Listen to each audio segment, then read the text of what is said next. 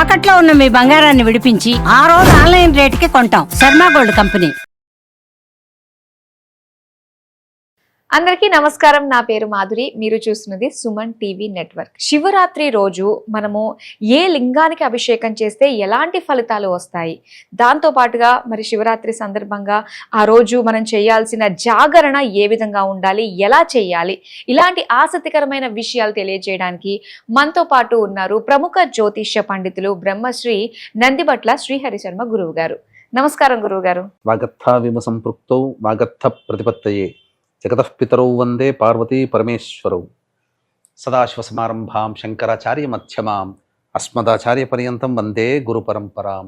ఆదిత్యాయ చ సోమాయ మంగళాయ బుధాయ చ గురు శుక్ర శనిభ్యశ్చ రాహవే కేతవే నమః. గురువు గారు, ముందుగా అసలు శివరాత్రి అంటేనే ముందు నుంచి కూడా మనకి దానికి సంబంధించిన పనులన్నీ చేసుకోవడము, ఇంటిని శుభ్రం చేసుకోవడం, ఇవన్నీ కూడా ఉంటాయండి. అసలు ఎలాంటి నియమాలు పాటించాలంటారు? ఆ రోజున మనకు ప్రధానంగా శివరాత్రి రోజు, శివరాత్రి తదనంతరం రోజు ఎవరైతే శివానుగ్రహం పొంది సమస్యల్ని పరిష్కరించుకొని, లేదా శివానుగ్రహం కలిగితే చాలమ్మా, ఆయన అనుగ్రహంలో అంటే ఒక సెకను పాటు శివానుగ్రహం అని మనం లెక్క పెట్టుకుంటే ఆ సెకనులో కోటి వంతు, సెకనులో 10వ వంతు 100వ వంతు కాదమ్మా, ఒక సెకను కాలం శివానుగ్రహం ఉంది అనంటే అందులో కోటి వంతు మన మీద పడితే మన తరతరాలు తరిగిపోనటువంటి సంపద అష్టైశ్వర్యాలతో పాటుగా మంచి ఆరోగ్యంతో మన తరతరాలు కూడా జీవిస్తాయి. అందులో ఏమాత్రం సందేహం లేదు. అటువంటి శివానుగ్రహాన్ని పొందాలని ప్రతి మానవుడు కూడా ఈ శివరాత్రి సందర్భంగా ఆలోచన చెయ్యాలి, కొన్ని పనులు కూడా చెయ్యాలి. మనం ఇంతకుముందు ఒక వీడియోలో పుణ్య నదీ స్నానము మనం నదీ దగ్గరికి వెళ్ళకపోయినా ఇంట్లో ఉండి కూడా పుణ్య నదీ స్నానం ఎలా చేయాలనేది మనం ఇంతకుముందు వీడియోలో చేస్తున్నాం. ఆ విధానంగా స్నానం ఆచరించి ఆ యొక్క నదీమ తల్లుల యొక్క అనుగ్రహాన్ని పొందినటువంటి మానవుడు శుచి శుభ్రతలు పాటించి పొద్దున్నే ఉదయిస్తున్నటువంటి సూర్యుడికి ముందుగా లేచి నమస్కారం చేసుకోవాలి. ఇక ప్రధానంగా అపారమైనటువంటి శివానుగ్రహాన్ని సంపూర్ణముగా పొందాలనేటువంటి మానవుడికి ఈ యొక్క కలియుగ ప్రమాణాన్ని అనుసరించినటువంటి విధానముతో అభిషేకం, ద్రవ్యములు దొరకపుచ్చుకొని వాటితో అభిషేకం చేసినటువంటి మానవుడికి సంపూర్ణమైనటువంటి దేవతానుగ్రహం కలుగుతుంది. కాబట్టి ఈ కలియుగంలో మృత్తికాలింగ పూజ అభిషేకము మించినటువంటి శివలింగము ఈ లోకంలో లేదు. మృత్తికాలింగ పూజ అంటే పుట్టమన్నుతో. పుట్టమన్ను ఎందుకు పుట్టమన్ను అన్నారనంటే, ఏదైనా కానీ బంగారం ధరించడం మనం గొప్పగా భావిస్తాం, కానీ ఈ బంగారము తయారయ్యేటువంటిది కొన్ని వేల మంది యొక్క శక్తి వల్ల, ధారపోయడం వల్ల తయారవుతుంది. ఎంతోమంది ప్రయత్నిస్తే తప్ప రాదు. బంగారం పుట్టదు, భూమి నుంచి పుడుతుంది, అగ్ని నుంచి పుడుతుంది, పవిత్రమైంది కాబట్టి. అలాగే పుట్టమన్ను అనేటువంటిది సాధారణంగా చీమలు మొట్టమొదలు గృహస్థు వాతావరణం ఏర్పరచుకొని తదనంతరం అందులో పాము చేరుతుంది. అంతే కదా మనకు సైన్స్ ప్రకారం. కానీ ఆ పుట్టమన్ను దగ్గర ఉన్నటువంటి ప్రదేశము కూడా ఏ మానవుడు కూడా వెళ్ళడు, ఏ ప్రాణి కూడా వెళ్ళదు. కాబట్టి ఆ మన్ను అనేటువంటిది పవిత్రమైనటువంటిది. అంతేకాకుండా దేవతాశక్తి కలిగినటువంటి దేవతా సర్పములు మాత్రమే పుట్టలో ఉంటాయి. అంటే దేవతాశక్తి ఆ పుట్టని ఆశ్రయించి ఉంటుంది. కాబట్టి ఆ పుట్టమన్నుని సేకరించాలి. సేకరించుకొని చక్కగా పిండి చేసేస్తే చిన్నటి, అది ఎట్లా ఉంటుందనంటే చాలా మెత్తగా ఉంటుందమ్మా. దాన్ని జల్లెడబట్టి ఒక మంచిగా పిండిగా చేసిన తర్వాత అనగా పిండి పిండిగా అవుతుంది. దాన్ని ఒక విధానంగా అనగా ఒక బౌల్లో పెట్టేసేసి అందులో ఈశ్వరునికి అనుగ్రహం పొందడం కోసం అష్టగంధములు అని దొరుకుతాయి. పచారి షాపుల్లో, దేవ పూజా స్టోర్సుల్లో దొరుకుతాయి. అష్టగంధములు అంటే పచ్చకర్పూరము, జాజికాయ, జాపత్రి, ఏలకులు, లవంగాలు, అలాగే జవ్వాది, పునుగు, ఇలాంటివన్నీ కూడాను. ఇవన్నీ కూడా పిండి చేసి ఆ పిండిలో ఆ పుట్టమన్నులో అవి కలపాలి. తదనంతరం పాదరసం, ఖచ్చితంగా పాదరసాన్ని మనం తీసుకోవాలి. ఒక 10 గ్రాములు చిన్న దొరుకుతుంది. ఒక 200-300 పెడితే ఇంత చిన్న పాదరసం, ఎక్కువగా అవసరం లేదు. ఆ పాదరసాన్ని వేయాలి. వేసిన తర్వాత మీకు అంటే వీక్షించేటువంటి ప్రేక్షకుల్లో కూడా ప్రధానముగా తెల్ల ఆవాలు అని దొరుకుతాయమ్మా. అవునండి. తెల్ల ఆవాలంటే బయట ఇచ్చేటువంటిది ఏంటంటే మనం ఇంట్లో ఈ కూరల్లో వాడుకునేటువంటి ఆవాలు పొట్టు తీస్తే అవి తెల్ల ఆవాలు అంటారు. కానీ వాస్తవానికి తెల్ల ఆవాలంటే నిజంగానే తెల్లగా ఉంటాయి. కొంచెం ఇప్పుడు పసుపచ్చగా. అవి తెల్లవా, అవి దాని మీద ఉన్నటువంటి నల్లటి పొట్టు తీస్తే అది పసుపచ్చగా ఉంటాయి. అవి తెల్ల ఆవాలు కాదు. ఒరిజినల్గా తెల్ల ఆవాలు అనేటువంటి చాలా విశేషం. అవి దేవతా శక్తి కలిగినటువంటివి. తెల్ల ఆవాలు కానీ తెల్లటి గురిగింజలు లేదా ఆకుపచ్చ గురిగింజలు దొరుకుతాయి. అవి ఉన్నటువంటివి అవి వేసి ఆవు పాలు లేకపోతే చక్కగా మంచి శుద్ధమైనటువంటి నీరుని చేసి బాగా శివలింగాకారముగా చేసి ఆ శివలింగాన్ని శక్తి కొలది ఏదైనా కానీ తయారు చేసుకోవాలి. ఆ శివలింగానికి పూర్తిగా ఆవు నేతి గనక అద్దితే అది ఎంత అభిషేకం చేసినా కరిగిపోదమ్మా. ఆ విధంగా పెట్టుకొని ప్రదోషకాల సమయం వరకు వేచి చూసి సూర్యోదయం నుంచి సూర్యాస్తమయం వరకు కూడా నిరాహారముగా ఉండాలి. పాలు పండ్లు ఇతర పదార్థాలు తింటూ శివనామ స్మరణ మర్చిపోకుండా చేయాలి.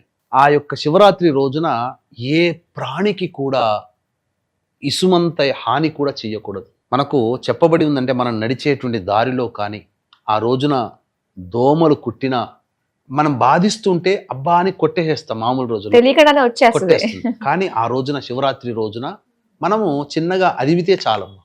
ఏ ప్రాణిని చంపకూడదు. శివరాత్రి రోజున నడుస్తున్నటువంటి దారిలో చీమలు పోతే మనకు తెలియకుండా కూడా చీమల మీద కాలు పెట్టకూడదు. ధర్మరాజు ఈ విషయంలో చాలా గొప్పవాడు. ఎందుకనంటే తాను వెళ్ళే దారిలో చీమలు ఉన్నాయనుకోండి, ఆ చీమలన్నీ పోయిన తర్వాత మాత్రమే వెళ్ళి అడుగేసేవాడు. నా అడుగు పడి చీమ ఎక్కడ మరణిస్తుందో అన్నంత ధర్మాన్ని పాటించేవాడు. ఈ రోజున అంటే ఏ రోజునైనా కానీ భూతదయ అనేటువంటిది చాలా గొప్పది. అంటే సాటి ప్రాణిని బ్రతికించాలనేటువంటి ఆలోచన ఏ మానవుడికైతే కలుగుతుందో అటువంటి మానవుడికి గండదోషాలు తొలగిపోయి మృత్యుంజయుడు అవుతాడు. ఇప్పుడు చాలామంది మృత్యు దగ్గర దాకా వెళ్ళి వెనక్కి వస్తారు. అబ్బా ఒక్క సెకండ్ రెప్పపాటు కాలంలో నేను తప్పించుకున్నాను, ఒక సెకండ్ ముందైనా వెనకైనా నా ప్రాణం పోయేదని అంటారు. అంటే అది ఎందుకంటాము అంటే భగవంతుడు మనల్ని రక్షించాడని అర్థం అక్కడ. ఆ విధంగా ఆ యొక్క ఏ ప్రాణిని మనం రక్షిస్తామో ఆ శివరాత్రి రోజున రక్షించినటువంటి కారణం వల్ల మనకేదైనా గండదోషంలో ప్రాణగండాలు ఉన్నటువంటి సందర్భంలో ఒక ప్రాణికి మనం ప్రాణదానం చేశాం కాబట్టి ఆ పరమేశ్వరుడు కృతజ్ఞతగా మన ప్రాణానికి అడ్డుపడి మనల్ని రక్షిస్తాడు, మన కుటుంబాన్ని కూడా రక్షిస్తాడు. ఈ నియమాన్ని పాటిస్తున్నటువంటి వ్యక్తి కుటుంబం ఎల్లప్పుడూ కూడా చక్కగా ఉంటుంది. ఆయురారోగ్యాలతో సుఖ సంతోషాదులతో ఉంటారు. అందుకనే సాటి ప్రాణిని హింసించకూడదు, చంపకూడదు. అందుకనే ఈ కాలంలో చాలామంది వెజిటేరియన్స్గా మారుతున్నారు. కారణం ఏంటంటే ఒక ప్రాణిని చంపి ఆ ప్రాణిని తింటున్నాం మనం. కాబట్టి అది ఎల్లప్పుడూ కూడాను శ్రేష్టము కాదు. కాబట్టి ఆ విధంగా ఆ రోజునంతా కూడాను బ్రహ్మచర్య వ్రతముని ఆచరించాలి. మాంసాహారము, మద్యపానము, ధూమపానము ఏవి కూడా చెయ్యకూడదు. వీలైనంత వరకు అసత్యము అనేటువంటిది పలకకూడదు.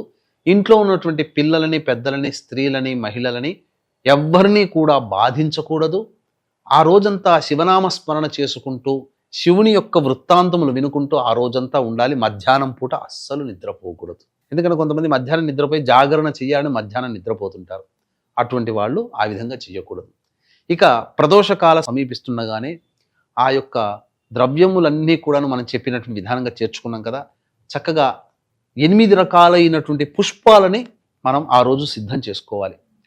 మల్లెపూలు, గన్నేరు పూలు, జాజి పూలు, మల్లికార్జున పూలు అంటే కాడ మల్లెపూలు, అలాగే బంతి పూలు, చామంతి పూలు. బంతి పూలు కూడా వాడొచ్చమ్మ, తప్పేమీ లేదు. కాశీ క్షేత్రంలో నార్త్ సైడ్ పోతే అన్ని బంతి పూలే వాడతారు. ఎవరు మనలాగా మల్లెపూలు, చామంతి పూలు వాడరు. వాళ్ళకి అవే దొరుకుతాయి అక్కడ. కాబట్టి 8 రకాలైనటువంటి పుష్పాలని మనం సిద్ధం చేసుకోవాలి. ఇక ప్రదోషకాలం సమీపం కంటే ముందే మళ్ళీ స్నానం ఆచరించి శుచిర్భూతులై పట్టు వస్త్రంలో ధరించి అప్పుడు సాయంకాల ప్రదోషకాలం నుంచి 4 యామములు అనేటువంటివి ఉన్నాయి. ఈ 4 యామములలో ఈశ్వరునికి అభిషేకం చేసినటువంటి వ్యక్తి శివానుగ్రహాన్ని అతి త్వరగా పొందగలుగుతాడని చెప్పవచ్చు. అది ఏ సమయాల్లో ఏ విధంగా చేయాలనేటువంటిది మనం తెలియజేద్దాం. వీక్షించేటువంటి ప్రేక్షకులకి గమనిక, ఈ యొక్క మహాశివరాత్రి సందర్భంగా ఫిబ్రవరి 26, 27 తారీఖుల్లో మహామహిమాన్వితమైనటువంటి కాశీక్షేత్రంలో జాతకరీత్యా కలుగు విద్య, వివాహ, ఉద్యోగ, దాంపత్య, సంతాన, అనారోగ్య సమస్యల నివారణకి, అలాగే జాతకరీత్యా గత జన్మ కర్మదోషాలు ఉంటే ఈ జన్మలలో సమస్యలు ఎదుర్కొంటాం కాబట్టి కర్మదోష నివారణ, తిలహోమాలు, మరియు ఈ 2025వ సంవత్సరం 12 రాశుల వారికి శని ప్రభావం ఉన్నది కావున శనిదోష నివారణ హోమాలు అనేటువంటివి, అలాగే శివరాత్రి రోజున రుద్రపారాయణాలు, అభిషేకాలు అన్నీ కూడా పర్ హెడ్ 3,100 రూపాయలకి చేయించడం జరుగుతుంది. అవకాశం ఉన్న వాళ్ళు కార్యక్రమ తదనంతరం కాంటాక్ట్ చేసి మీ గోత్రనామాలు నమోదు చేసుకోవచ్చు. ఇటువంటి శివరాత్రి రోజున మీ యొక్క సంకల్పం కాశీక్షేత్రంలో చేయించుకోవడం ద్వారా తిరిగి వచ్చే సంవత్సరం శివరాత్రి కల్లా మీ యొక్క సంకల్పం నెరవేరుతుంది అని చెప్పడంలో ఏమాత్రం సందేహం లేదు. ఇక ఆ విధంగా అష్టద్రవ్యాలతో ఇవన్నీ కలిపిన విధంగా శివలింగాన్ని చేసుకున్నాం కదమ్మా. 6:30 గంటల నుంచి 9 గంటల వరకు మొదటి యామం ఆ ఈశ్వరునికి అభిషేకం చేయండి. తర్వాత అరగంట బ్రేక్ ఇచ్చి 9:30 నుంచి 12 గంటల వరకు రెండవ యామం. ఇక 12:30 నుంచి 3 గంటల వరకు మూడవ యామం. 3:30 నుంచి సూర్యోదయం అయ్యేంత వరకు కూడా 6:30 గంటల వరకు నాలుగో యామం. ఇవి చేసి తదనంతరం మళ్ళీ స్నానం ఆచరించి మళ్ళీ ఈశ్వరునికి అర్చన, అభిషేకాదులు జరిపించాలి. తదనంతరం అప్పుడు ఈ సంబంధించినటువంటి ఇంట్లో ఏదైనా పదార్థములు చక్కగా శాకాహార పదార్థములు చేసి అప్పుడు ఆ యొక్క అరటి ఆకులో కానీ లేదా మోదుగ ఆకులలో కానీ పెట్టినటువంటి నైవేద్యాన్ని పెట్టి ఎవరినైనా అతిథులని లేదా అభాగ్యులను పిలిపించి అన్నదానము జరిపించి తర్వాత కుటుంబ సభ్యులు ఆ రోజున భుజించాలి. ఈ విధంగా చేసినటువంటి మానవుడికి శివానుగ్రహం సంపూర్ణంగా కలుగుతుంది. ఇక మధ్యలో చాలామందికి తెలియనటువంటి విషయం ఏంటంటే లింగోద్భవ కాలం అనేటువంటిది ఒకటి ఉంటుంది. కాబట్టి ప్రతి సంవత్సరము నియమానుసారంగా లింగోద్భవ కాలం ఒక్కొక్క సమయంలో ఉంటుంది. కాబట్టి చాలామందికి ఆ చెప్పినటువంటి ఆ 2 నిమిషాలు ఆచరించలేకపోవచ్చు. కాబట్టి 12 గంటల 15 నిమిషాల నుంచి 12 గంటల 45 నిమిషాల మధ్యకాలంలో ఈశ్వరుని 108 నామాలతో అర్చన, మారేడు దళాలతో, బిల్వపత్రాలతో ఏ దానితోనైనా అర్చన చేస్తూ ఉండండి. ముఖ్యంగా మారేడు దళం, బిల్వపత్రం పెట్టండి. ఆ బిల్వపత్రం ఉన్నటువంటి ఈశ్వరుని అరగంట సేపు ఆ రోజు మొత్తంలో కూడా ప్రధానమైన సమయం ఏంటంటే లింగోద్భవ కాలము ప్రధానమైన సమయం. ఆ సమయంలో మారేడు పత్రముతో ఉన్న కానీ బిల్వపత్రముతో ఉన్నటువంటి శివలింగ దర్శనం చేసినటువంటి మానవుడికి దర్శన మాత్రము చేతనే సమస్తమైనటువంటి సంచిత పురాకృత ప్రారబ్ధ కర్మ దోషములన్నీ తొలగిపోతాయని శివపురాణములో సాక్షాత్తు పార్వతీదేవితో పరమేశ్వరుడు చెప్పినటువంటి మాట ఇది, నేను చెప్పినటువంటిది కాదు. కాబట్టి ఇటువంటి విధానాన్ని అనుసరించినటువంటి విధానంగా శివుణ్ణి ఆ సమయంలో పూజ చేయకపోయినా బిల్వపత్రముతో ఉన్నటువంటి శివలింగాన్ని దర్శిస్తేనే చాలట. మానవుడికి దర్శించిన మాత్రము చేతనే పరమేశ్వరుడు ఉత్తర క్షణంలోనే వాడి యొక్క పాపాలన్నీ నశింపచేస్తాడు. అటువంటి పుణ్యము మనకు మామూలుగా రాదు. కాబట్టి ఆ సమయం వరకు వేచి ఉండి ఆ విధంగా చేసి నియమాలను ఎవరైతే పాటిస్తారో తప్పకుండా మంచి జరుగుతుంది. అంతేకాకుండా ఈ జాగరణ పేరుతో అందరూ కూడా నిద్రాహారాలు మాని కొంతమంది పేకాటలు, పచ్చీసులు, ఇంకా సినిమాలు, ఇప్పుడు షోలు అయితే ఇంకా దౌర్భాగ్యమైనటువంటి పరిస్థితి ఏంటంటే సినిమా షోస్ అనేటువంటివి వేస్తుంటుంటారు శివరాత్రి జాగరణ సందర్భంగా. అంటే నాకు తెలియకుండా నేను చదువుతున్నటువంటి స్కూల్లో అందరినీ జాగరణ చేయండి రానంటే ఆ రోజు చక్కగా సినిమా వేస్తే వీసీఆర్లో అప్పుడు చక్కగా సినిమా చూస్తూ కూర్చుంటే తెల్లవారు లేచి మా ప్రిన్సిపాల్ ఆచార్యుడు, ప్రధానాచార్యుడు తిట్టాడు అందరినీ. శివరాత్రి జాగరణ ఎలా చెయ్యాలో తెలియక మీరు ఈ సినిమాలు చూస్తారా అంటే మాకు అప్పటి నుంచే దైవభక్తి అనేటువంటిది ఆ సరస్వతి శిశు మందిర్లో మాకు నేర్పారు. కాబట్టి తెలియక ఆ విధంగా అప్పుడు చేసి ఉన్నారు. కాబట్టి ఎవరైనా కానీ, ఎందుకంటే తప్పుల నుంచే మనం మంచి నేర్చుకుంటాం. కాబట్టి అటువంటి తప్పులు అనేటువంటివి చేయకుండా ఆ సమయం, ఆ శివరాత్రి మళ్ళీ రావాలంటే మళ్ళీ ఇంకొక శివరాత్రి కోసం వేచి చూడాలి. కాబట్టి నిరంతరం కూడా మనస్సులో శివనామ స్మరణ చేసుకుంటూ ఏ పని చేసుకున్నా పనులు అడ్డు కాకుండా శివనామ స్మరణ చేసుకుంటూ చేయండి. తప్పకుండా శివానుగ్రహం కలుగుతుందని చెప్పవచ్చు. శివానుగ్రహం కలగడానికి మీరు చెప్పిన మార్గాలు చాలా బాగున్నాయి గురుగారు. ఎంతో చక్కగా వివరించినందుకు ధన్యవాదాలండి. సర్వం శ్రీ ఉమామహేశ్వర పరబ్రహ్మార్పణమస్తు.